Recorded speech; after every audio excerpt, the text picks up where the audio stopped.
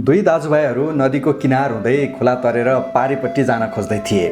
त्यही बेलामा अचानक दाजुले भाइको खुट्टामा टेक्न पुग्नु भएछ।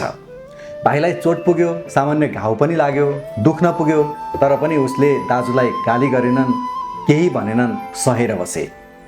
एकछिनपछि दाजुले देख्नुभयो, ओहो भाइको खुट्टा पो टेक्न पुगेछु। गल्ती महसुस गर्नुभयो। ती भाइलाई त्यो कुरा कसलाई भनौँ, कसलाई सेयर गरौँ, के गरौँ, कसो गरौँ भयो। सुनाइहाल्नलाई बुबा मम्मी त त्यहाँ हुनुहुन्न, साथीभाइहरू पनि छैनन्।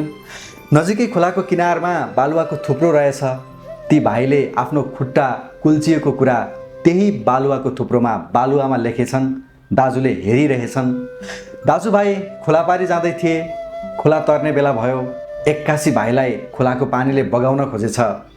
सँगै हात समाएर खोला तर्न लागेको भाइको हात छुटेछ र केही पर पुगेछन्।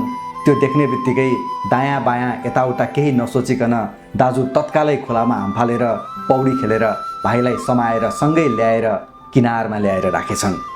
अब दुवैजना सकुशल खोलाको पारिपट्टि पुगे। त्यसपछि त्यहाँ एउटा ठुलो ढुङ्गा रहेछ।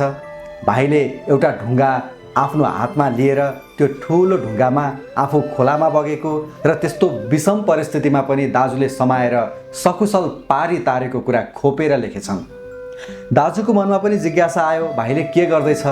अघि आफूले नै गल्ती गरियो, खुट्टामा कुल्चिन पुग्यो, त्यो कुरा सहेर बस्यो, पछि बालुवामा लेख्यो, अनि फेरि पानीबाट जोगाएर ल्याएको कुरा चाहिँ अहिले ढुङ्गामा कुदेर लेख्दैछ।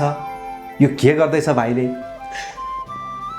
दाइको यस्तो जिज्ञासा आएपछि भाइले भनेछन्, नराम्रा कुराहरू भएका छन् भने यसै गरी बालुवामा लेख्नुपर्छ, ताकि सजिलै मेटिएर जाओस्, हराएर जाओस्। जब राम्रा कुराहरू, सत्कर्महरू, सहयोगहरू हुन्छन्, त्यसलाई ढुङ्गामा सबैले देख्ने गरी लामो समयसम्म रहने गरी कुदेर लेख्नु, ताकि सत्कर्म गर्नुपर्छ, एक अर्कामा सहयोग गर्नुपर्छ भन्ने कुरा सबैलाई सधैँभरि थाहा भइरहोस्। त्यही देखेर, त्यही पढेर सबैलाई सिक्ने प्रेरणा मिलिरहोस्।